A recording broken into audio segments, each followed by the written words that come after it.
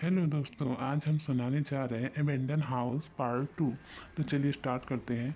जैसा कि इस कहानी में पार्ट 1 में बताया गया था कि राहुल को किसी ने पीछे से धक्का दिया था। राहुल उस बैंगलो से बाहर गिर गया और रुपेश उस कमरे में ही रह गया।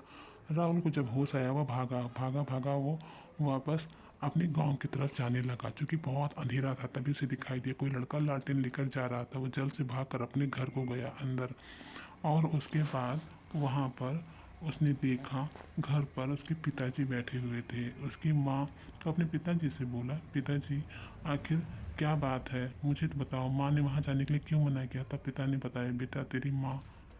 फिर बात सोचकर कुछ सोचकर चुप हो गए। थोड़ी देर बाद उसकी माँ घड़ा में पानी भरकर वापस लाई और कहली, बेटा क्या हुआ, तुम तो इलाज कराने गए थे, तुम्हारे पेट में दर्द हो रही थी ना। राहुल, रुपेश के पेट में, रुपेश कहाँ है, तुम्हारा छोटा भाई कहाँ है। पर राहुल कुछ नहीं बोल सका। थोड़ी देर बाद जब उसे रियलाइज़ हुआ कि वो बहुत देर हो गई है, उसने कहा, माँ आखिर क्या बात है, आपने उस रास्ते से जाने के लिए हमें मना क्यों किया। माँ, रास्ते में अचानक ही रुपेश का पेट सही हो गया और उसने जिद की कि हम छोटे रास्ते से ही चलते हैं हॉस्पिटल पर ऐसा हो ना सका। हम छोटे रास्ते पे एक घर देखकर रुक गए, पर उस घर में पता नहीं ऐसा क्या था, हमें नहीं पता। किसी ने हमें बहुत तेज़ धक्का दिया तो मैं बाहर जाकर गिर गया और रुपेश वहीं फंसा हुआ है। माँ मुझे बताओ मैं क्या करूँ, कैसे भाई अपने छोटे भाई को बचाऊँ। तब उसकी माँ ने कहा, बेटा पहली बात तो रुपेश तेरा छोटा भाई है ही नहीं।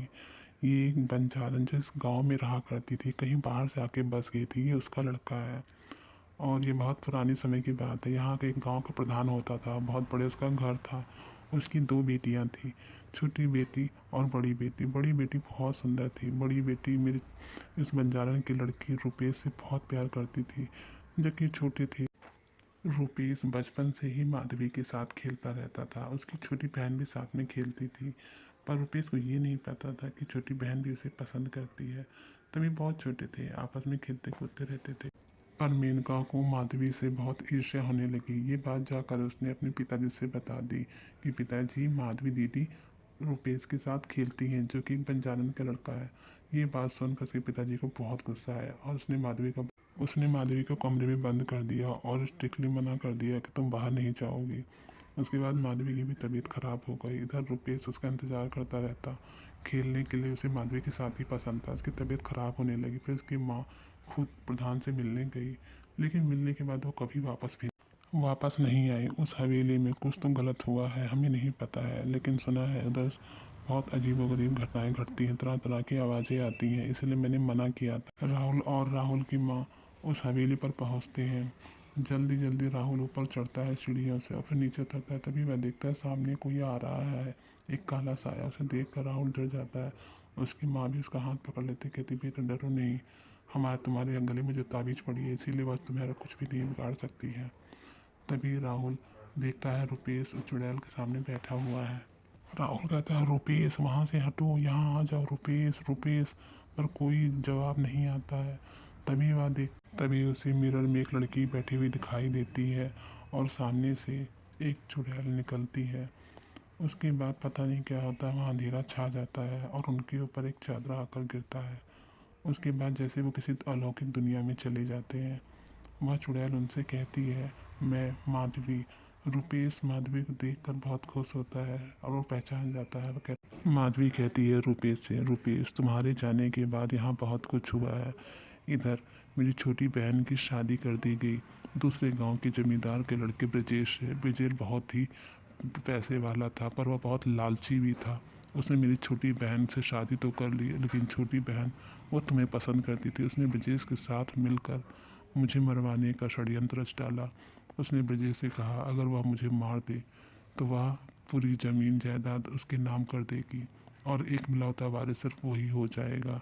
और उसने भी ऐसा ही किया। रुपेश, तुम्हारे जाने के बाद उसने कई गुंडों को बुलाकर मुझे मरवा दिया, लेकिन मैं मरी नहीं थी और उसने मुझे जिंदा ही नीचे दफन कर दिया।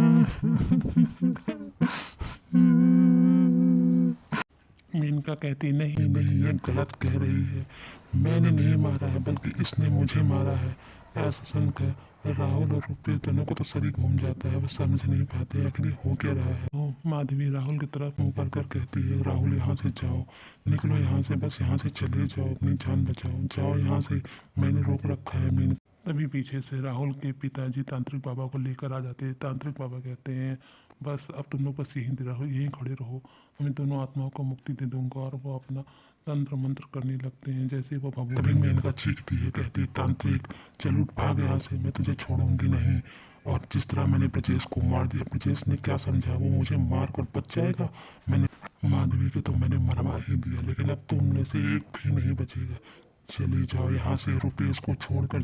तांत्रिक ने पता नहीं कौन सा मंत्र बोलना शुरू किया। उसके बाद उसने एक भभूति निकाली और ऊपर फेंक दी। तभी राहुल ने अपने गले से निकाल कर वह तबीज भी उधर ही फेंक दिया।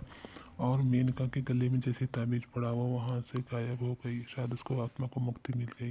तभी रुपेश को माधवी दिखाई दी और थोड़ी देर बाद वो भी मुस्कुरा कर वहाँ से अदृश्य हो गई। शायद उसे भी अब मुक्ति मिल चुकी थी।